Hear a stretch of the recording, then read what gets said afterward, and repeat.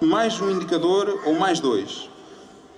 A variação da população residente no centro histórico. Provavelmente nem todos saberão quantos residentes tem o centro histórico. Em 2011 tinha pouco mais de 300. E a taxa de variação entre 2011 e 2001 foi de 50%. Quer isto dizer que este território onde nós estamos, esta parcela de território, perdeu metade da população. Mais uma vez, é um ponto de partida que temos que considerar.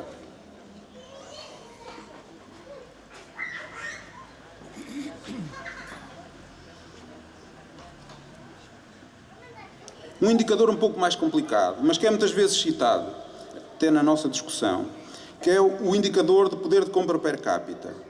Esse indicador foi desenvolvido, a última atualização é de 2009. De qualquer modo, merece atenção. E o Conselho das Caldas posiciona-se, a média nacional é 100, como sabemos, e o Conselho das Caldas posiciona-se, tem 98,7%, digamos assim. Estamos abaixo da média nacional, mas muito próximo disso. Mas a questão da comparação é muito importante aqui, porque se nós compararmos o Conselho das Caldas da Rainha com as cidades médias, ou melhor, os concelhos com cidades médias e que são centros urbanos regionais, fora das áreas metropolitanas, nós vamos ver uma coisa muito curiosa, que desses 18 concelhos, as Caldas da Rainha só têm 6 composições inferiores a nós. E dessas 6, só 2 é que estão no litoral. Os outros 4 são todos concelhos do interior. Isto também merece reflexão. E temos concelhos, por exemplo, como Vila Real e outros que tais, que, sendo do interior, têm indicador de poder de compra per capita muito superior ao das Caldas. Portanto, temos que saber com o que é que nos comparamos. Não nos vamos comparar com o Cadaval, não é? Nem com o Bom Barral. Temos que perceber qual é a nossa escala de comparação. E na nossa escala de comparação, o nosso ponto de partida é este.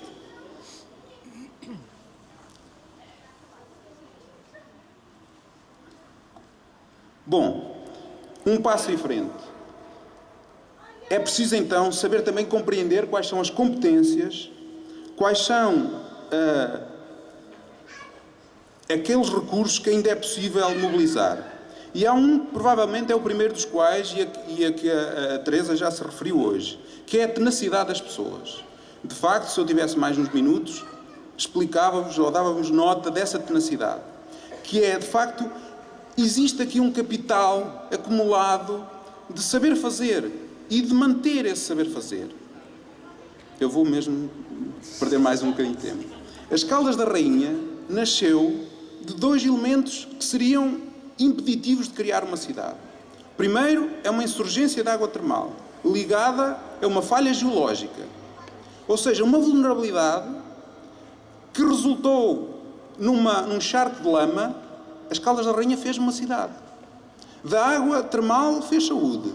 E da lama fez cacos primeiro, com umas marias, e depois loiça, que está em todo o mundo. Melhor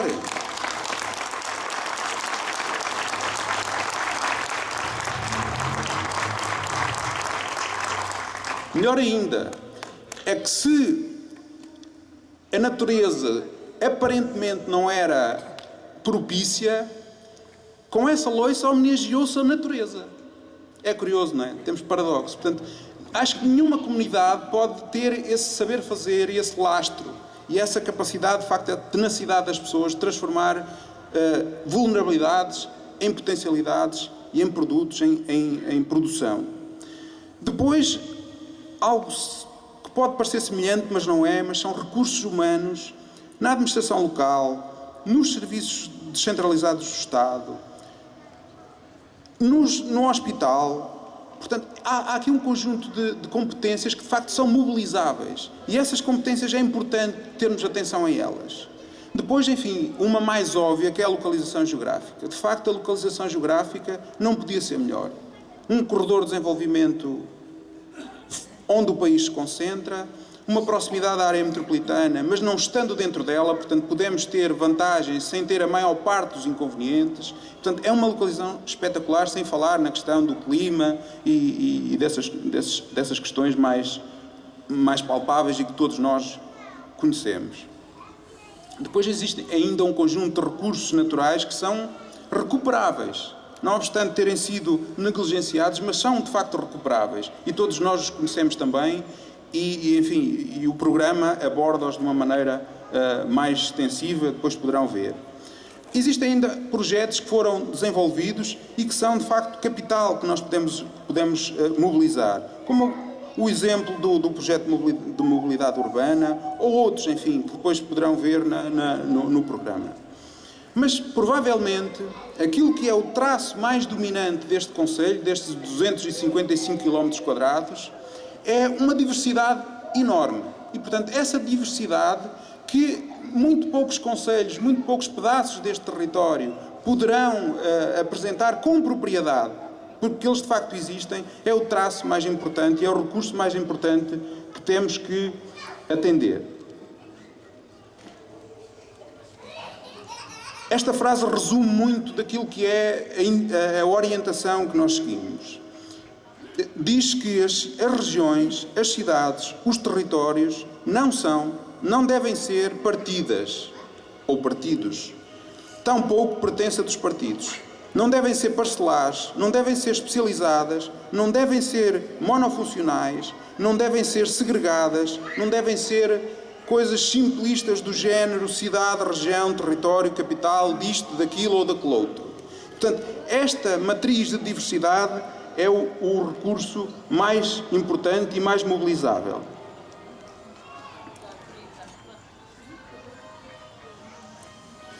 Bom, qual é a linha de trabalho a seguir? Pergunta a gárgula masculina. Eu devia ter posto a feminina, provavelmente. Será então a capacidade de mobilizar essa diversidade e mobilizá-la com e para todos. Esse é o grande desafio e é a linha de rumo que pretendemos seguir. E para seguir esta linha de rumo, nós temos que ter, digamos assim, balizas, que serão esses princípios orientadores. No fundo, são os crivos por onde se passará a nossa atuação. E esses crivos serão uma governação de proximidade, ou seja, uma governação que seja transparente, que seja compartilhada e que haja corresponsabilidade com os cidadãos. Que lhes apresentemos aquilo que estamos a fazer, que os convocamos para aquilo que estamos a fazer e que assentemos neles a nossa preocupação.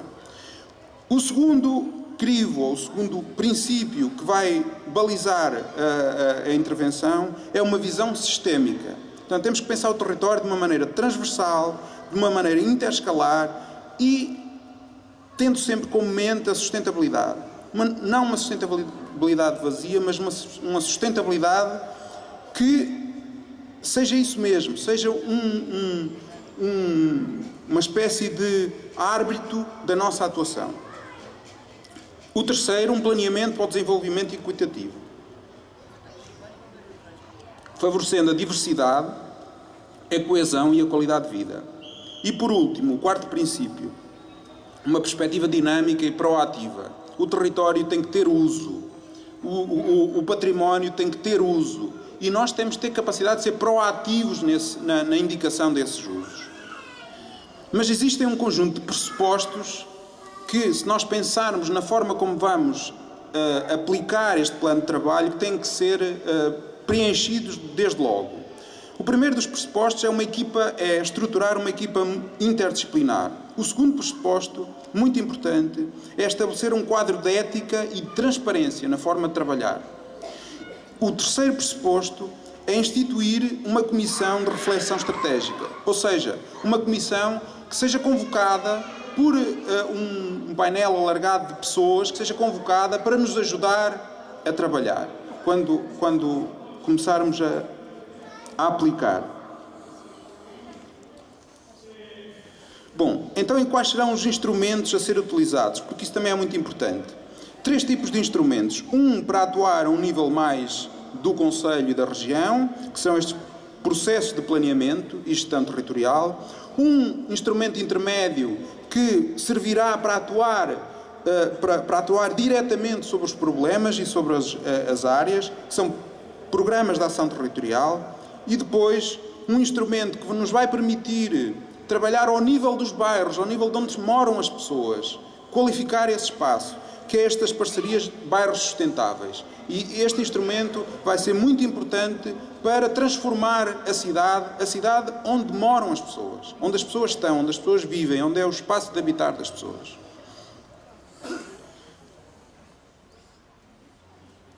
Vamos então aos 4 eixos de intervenção.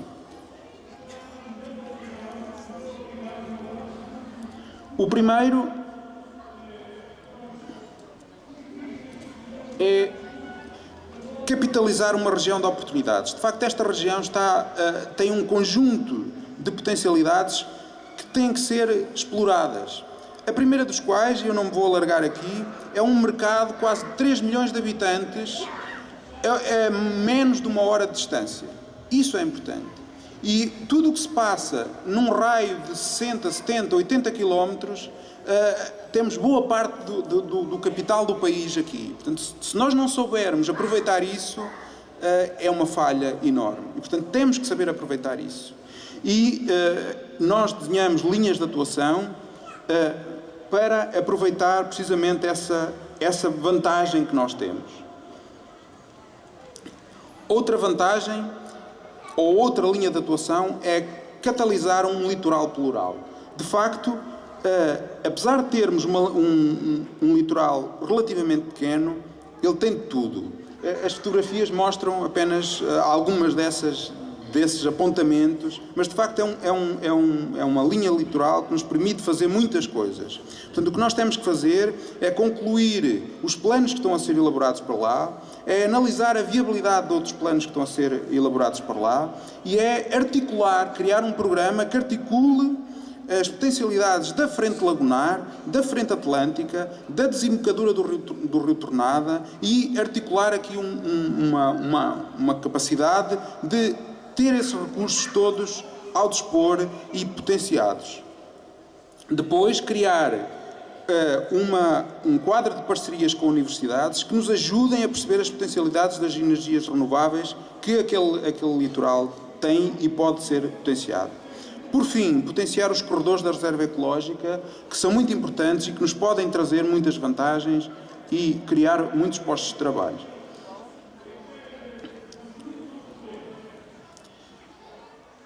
A terceira das linhas de atuação é fertilizar ruralidades. Como já se disse aqui hoje várias vezes, temos um espaço rural vivo e que produz e que pode produzir muito mais. Nesta linha de atuação, as principais notas que depois serão desenvolvidas, e vocês poderão consultá-las, é levantar um programa de ação territorial para qualificar os centros cívicos das freguesias, dotá-los de qualidade urbana e de formas de prestação de serviços públicos adequados. Existem hoje modalidades de prestação de serviços públicos que podem ser descentralizados para esses centros urbanos das freguesias. E isso é uma das linhas de atuação. Criar um serviço de apoio à instalação de atividades em espaço rural.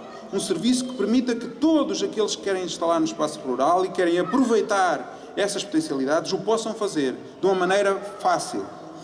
E desenvolver um trabalho de ponte com a região para fazer passar mais rápido as atividades económicas do espaço rural. Espaços de venda, de promoção, de informação, de exportação, de articulação, de ações de formação.